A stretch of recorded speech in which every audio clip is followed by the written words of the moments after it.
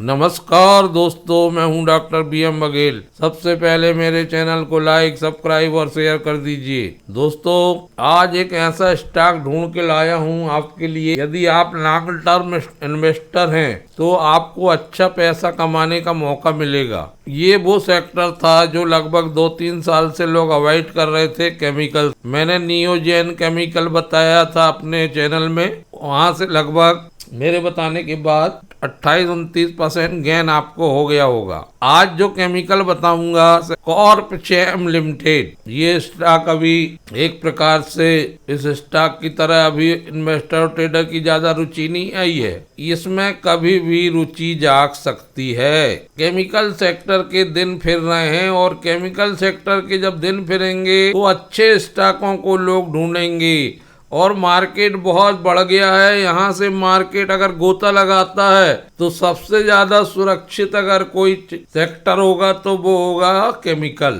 क्योंकि उसके स्टॉक विगत 2 वर्षों से बढ़े नहीं है।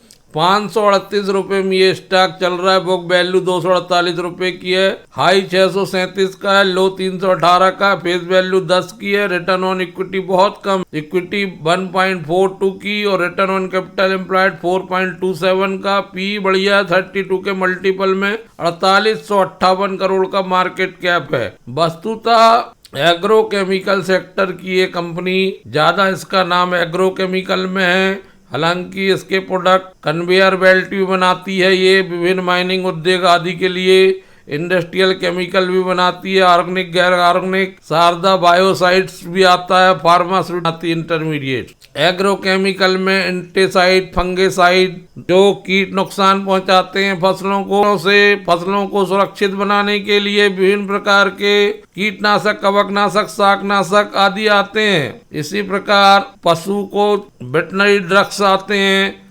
पौधे वृद्धि के लिए कुछ रेगुलेटर्स आते हैं। धूम्रनाशक आते हैं, विनियामक भी आते हैं रेगुलेटर। कृंतनाशक आते हैं और नए प्रोडक्ट भी बनाती है। कन्वेयर बेल्ट में शारदा कोचेम बी शेप के बेल्ट बनाती है। ये बेल्ट माइनिंग प्रोजेक्ट के लिए यूज होते हैं, स्टील प्लांट में यूज होते हैं, क्यों सिलियोस में यूज होते हैं, सीमेंट मैन्युफैक्चरिंग फैसिलिटी में यूज होते हैं, पोर्ट टनल प्रोजेक्ट में यूज होते हैं।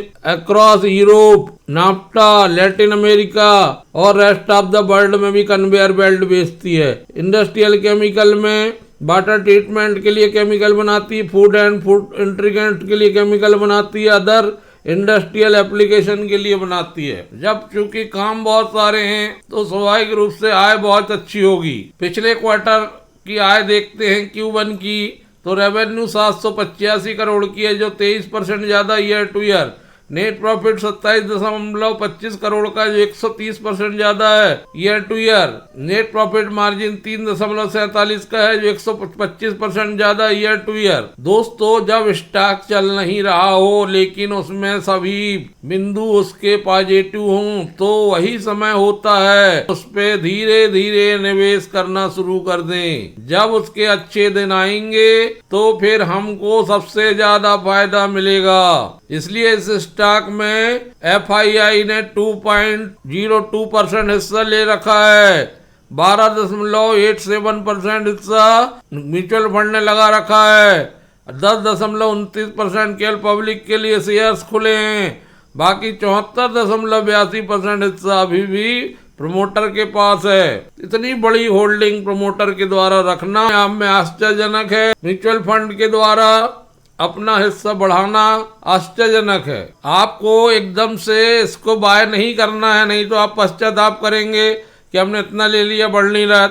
आपको 5-5 करके इकट्ठा करना चाहिए। शारदा कोचेम की स्ट्रांग बैलेंस शीट है और डेप्ट फ्री कंपनी है, जीरो डेप्ट वाली। हेल्दी पे आउट डिविडेंड कर देती है 38.7% की दर से। पुअर सेल्स रही है पिछले 5 सालों में 9.63 की और रिटर्न ऑन इक्विटी कमजोर रही है 3 सालों में। कंपनी के डेटर डे हाई है 173 दिन। जून 2024 में 3 रुपए 2 पैसे EPS था। स्क्रैप कैम वाले कंपनी में जो एग्रो प्रोडक्ट की मार्केटिंग करती है, FY25 के बाकी अवधि में कंपनी का वॉल्यूम ग्रोथ इस बात पर निर्भर करेगा कि यूरोपीय संघ और लैटिन अमेरिका जैसे प्रमुख एक्सपोर्ट मार्केट में डिमांड कैसी रहती है। एक्सपोर्ट करने वाली एग्री कंपनियां प्रॉफिट मार्जिन के बजाय मार्केट वॉल्यूम बनाए रखने पर जोर दे रही हैं। चीन की कई कंपनियां काफी कम मार्जिन पर मैन्युफैक्चरिंग कर रही हैं।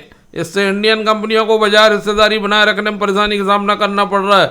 कुछ एग्री प्रोडक्ट जिनकी कीमतें पहले $90 प्रति गैलन थी, अब घटकर $20 प्रति गैलन आ गई है। इस साल के अंत तक कीमतों करीब $30-40 तक होने की उम्मीद है। शारदा क्रॉपकेम ने वॉल्यूम ग्रोथ के लिए 15 से 18% का टारगेट तय किया है। उससे एबिटा मार्जिन भी इसी रेंज में रहने का अनुमान है। इस वित्त वर्ष की चौथी तिमाही में प्रोडक्ट की कीमतों में रिकवरी आने की उम्मीद है। हालांकि कीमतें पहले से देखे गए लेवल तक नहीं जाएंगी, क्योंकि चीन की कंपनियां प्रतियोगिता दे रही हैं। ऐसी स्थिति में कंपनी को ग्रोथ के लिए कंपनी को नए मार्केट और नए प्रोडक्ट लॉन्च करने पर बल देना होगा। इसकी बैलेंस शीट बहुत अच्छी है। इसके शेयर में FY26 की अनुमानित के 15 गुना पी पर ट्रेडिंग हो रही है। वैल्यूएशन लॉन्ग टर्म के लिए हिस्टोरिकल एवरेज से कम है। हालांकि बिजनेस आउटलुक को लेकर चिंता की अनदेखी नहीं की जा सकती। निवेशक इस स्टॉक में निवेश करने के लिए मार्केट की स्थितियां बेहतर होने का इंतजार कर सकते हैं। शारदा क्रॉपकेम में वॉल्यूम की ग्रोथ 15 से 18% का टारगेट है।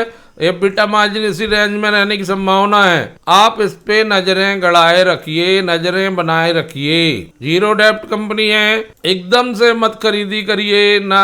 एकदम से एक एक भी इकट्ठा करेंगे तो लॉन्ग टर्म प्रॉस्पेक्ट के लिए बहुत बढ़िया होगा। धन्यवाद दोस्तों।